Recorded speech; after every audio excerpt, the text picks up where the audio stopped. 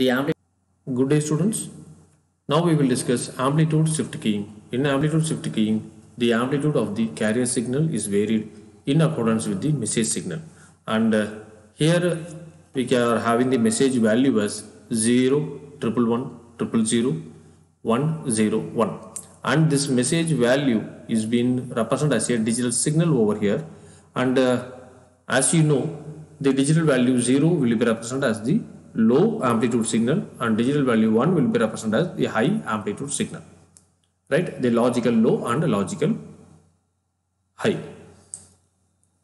And we are having the carrier signal with constant amplitude. After the modulation takes place, you can be able to verify that the signal is being shifted between the two values. And here we have considered two values. One value is 0.5 amplitude for representing digital value 0. The other one is amplitude 1 voltage for representing the digital value 1.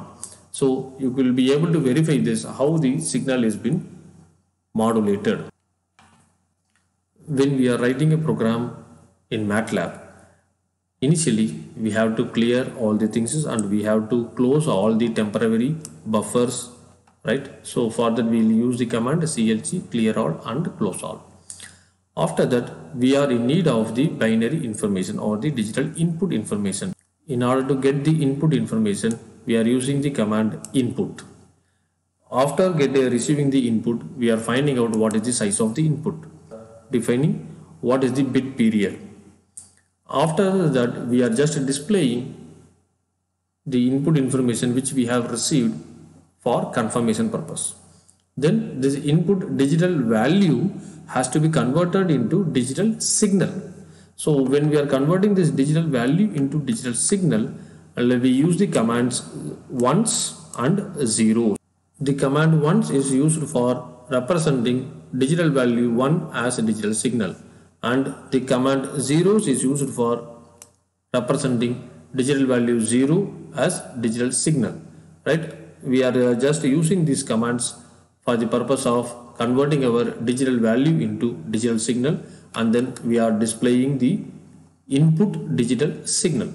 Then we are carrying out our ASK modulation process. When we carry out our ASK modulation, here first we have to define the amplitude for representing digital input 1 and digital input 0.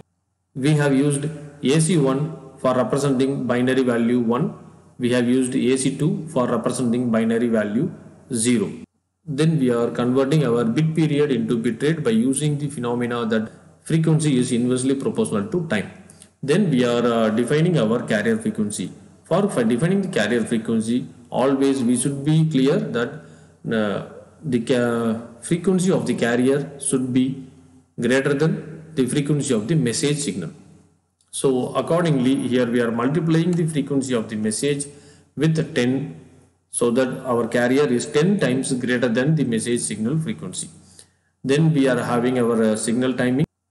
Why we calculate our modulated signal, we use the equation AC cos 2 pi fct, and here the AC is being represented as AC1 or AC2 depending upon the input value 1 and 2, and all the remaining cases are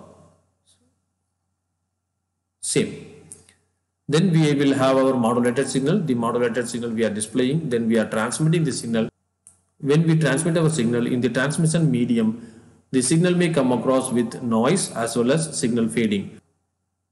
Here we have assumed zero noise and zero fading in our transmitting channel.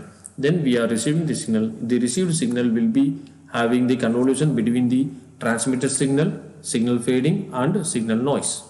Then we are having our received signal.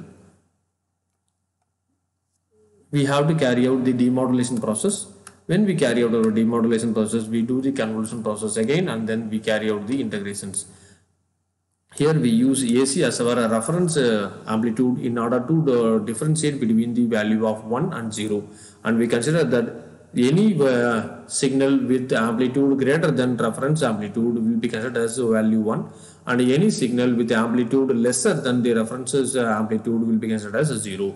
Then we in this way we carry out our demodulation process, and after the demodulation process is over, we are just converting this digital value into digital signal again, and then we are representing that signals in terms of the graph.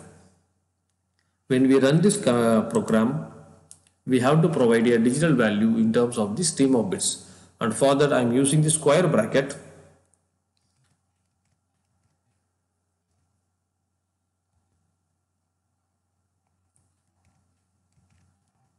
So my digital value which I am going to provide is 110010.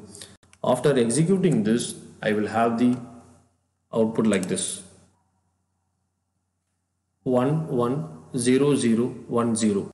And in the modulated signal, you will be able to find that the value of 1 is been represented as 12 voltage, the value of 0 is been represented as 5 voltage, and then we are doing our demodulation process. The demodulated output is similar to our message input. Thank you.